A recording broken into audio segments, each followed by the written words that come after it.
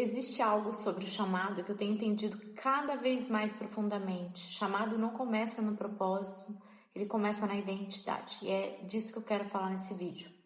Porque chamado, ele vem de chamar. E só é chamado aquilo que já existe, aquilo que já tem nome, aquilo que já tem identidade. Antes de eu saber o que eu faço, eu preciso saber quem eu sou. E esse foi um processo muito longo de perceber que a minha identidade é onde nasce a minha direção. E quando eu olho para o sentido da palavra chama, eu vejo fogo. Eu vejo algo vivo, algo que não é estático, algo que arde. Isso que conversa muito com o significado do meu próprio nome, que remete a uma tocha.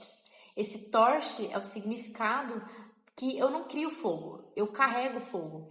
E esse fogo ele sustenta a chama, ele ilumina um caminho. Sei que é de uma forma meio profunda, meio simbólica, mas eu comecei a perceber que como ser humano eu também sou como uma brasa viva. Existe algo em mim que já está aceso e que precisa continuamente ser alimentado para não se apagar. E muitos de vocês estão vivendo isso. E chamado não é a vida, não é uma única função fixa, ela muda de tempos em tempos. Tem momentos que a vida nos chama para a maternidade, tem momentos que ela me chama para um cliente específico, em outros me chama para um processo interno, para um posicionamento, para um silêncio, para uma decisão. O chamado não é só o que eu faço, é o que a vida me convida a ser naquele momento. E quando eu tenho ou perco isso de vista, eu posso começar a buscar propósito sem identidade.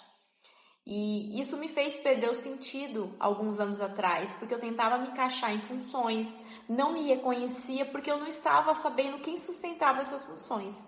Mas quando eu voltei para minha identidade, eu entendi, eu não estou tentando criar uma chama, eu estou sendo guardiã dessa chama. Isso muda tudo, porque não é sobre eu achar o meu lugar na vida, é sobre eu reconhecer que eu já sou um lugar de fogo.